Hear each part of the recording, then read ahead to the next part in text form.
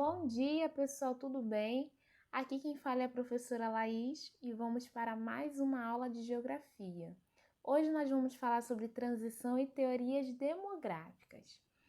Transição demográfica pode ser entendida como um conceito que descreve a dinâmica do crescimento populacional. E nessa dinâmica nós observamos taxas de natalidade e taxas de mortalidade. Quantos nascem, quantos morrem, até que idade predomina em uma certa população, tá? E aí, para nós entendermos um pouco essa dinâmica demográfica do mundo, especialistas, pesquisadores dividiram em 4 fases, tá? A primeira fase consiste num baixo crescimento vegetativo devido às altas taxas de natalidade e de mortalidade. Já na segunda fase, nós vamos ter a chamada explosão demográfica, tá? É onde nós vamos ter aqui o avanço tecnológico na medicina.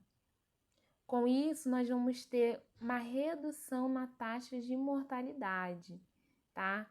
Principalmente na medicina sanitária. Na terceira fase, nós vamos ter, em alguns países até hoje vivendo essa terceira fase, principalmente países centrais, tá? Onde nós vamos ter uma redução na taxa de natalidade, o que determina também a redução do crescimento vegetativo, tá? Na quarta fase, nós vamos ter uma estabilização tanto na taxa de natalidade quanto na taxa de mortalidade, beleza? E isso vai ocorrer primeiramente com o envelhecimento da população, em que nós vamos ter uma expectativa de vida altíssima, e também em relação à dificuldade de reposição populacional, né? Porque o número de natalidade e fecundidade também cai.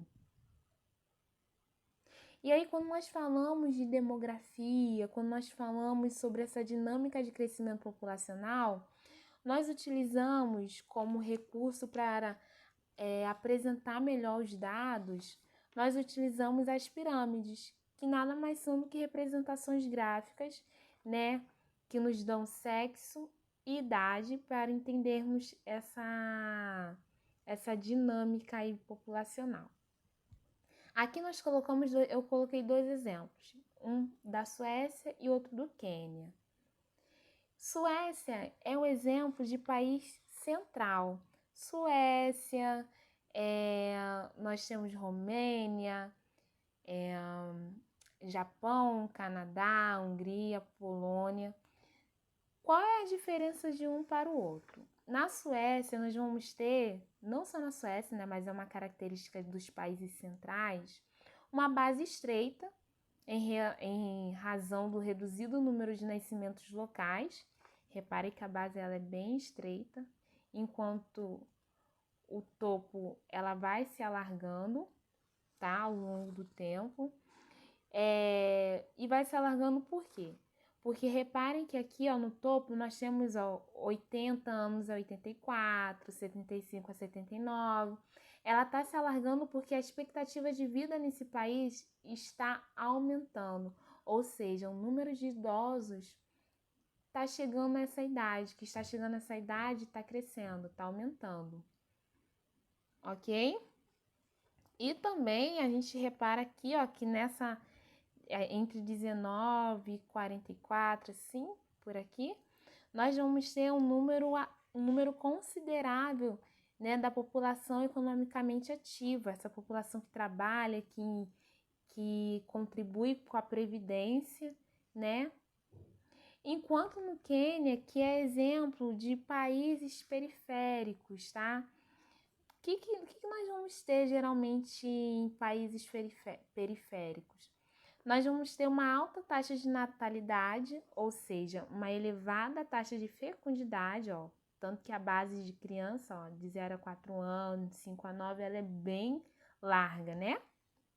Nós vamos ter um baixo número de idosos, os idosos acabam vivendo bem menos, né? Se nós compararmos, ó, em países periféricos, países, né, mais pobres, a gente tem essa diferença. Baixo número de idosos, mortalidade infantil elevada e alta taxa de mortalidade devido às doenças endêmicas, né?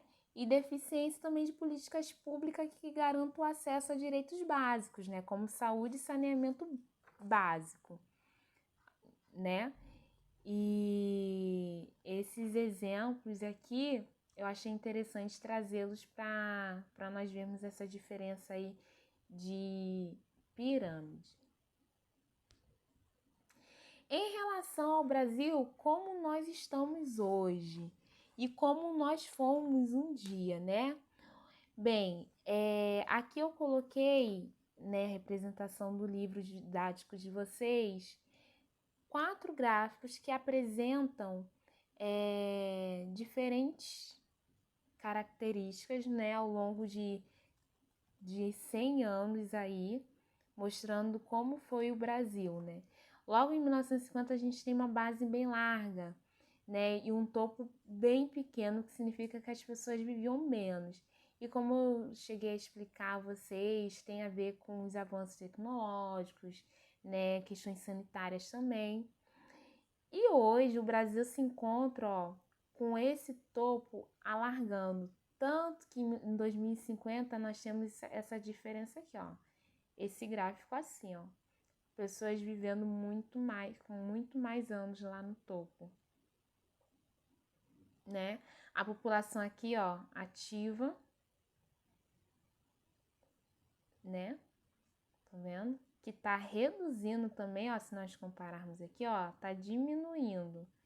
E com isso, né, politicamente falando, o governo acaba tendo que adotar medidas, né, de reformas previdenciárias para poder estar alimentando o que está faltando aqui. E nesse diálogo nós temos algumas teorias demográficas que vão tentar compreender, entender o que é que está acontecendo no mundo, ok? Em primeiro lugar, nós temos a teoria malthusiana. Malthus foi um economista, um político que estudou essa relação da população com a produção de alimentos. E aí ele acreditava que o número da população cresceria tanto que não teria alimentos o suficiente para alimentar a população. E aí ele fala que a população cresceria em progressão geométrica, enquanto os alimentos, ó, em progressão aritmética. Ele baseado nessa ideia mais a fundo, nós temos a teoria neomalthusiana, que diz que o crescimento populacional seria responsável pela ocorrência da miséria. Ou seja, tem miséria porque tem muita gente. E aí eles vão criar métodos, né, para que esse crescimento populacional diminuísse, né? Contraceptivos, enfim. Organização familiar. Depois nós temos como exemplo a teoria reformista, tá? Que vai falar sobre a pobreza estar relacionada diretamente à distribuição desigual de renda pelo mundo. Ou seja, tem pobreza porque a renda não é distribuída de forma igual. Logo, nós vamos ter pobreza, logo nós vamos ter pessoas com menos acesso ao conhecimento, tá? E temos também a teoria ecomalthusiana, que vai falar que o tamanho da população e pressão que essa população exerce sobre os recursos naturais da terra é que vai trazer como consequência a pobreza, a falta de alimento no mundo. Ok, pessoal? Na aula nós estaremos discutindo mais sobre o assunto. Peço que vocês deem uma lida aí no livro de vocês e vamos estar também discutindo sobre o nosso trabalho do 4º bimestre. Reta final, galera! Vamos com tudo!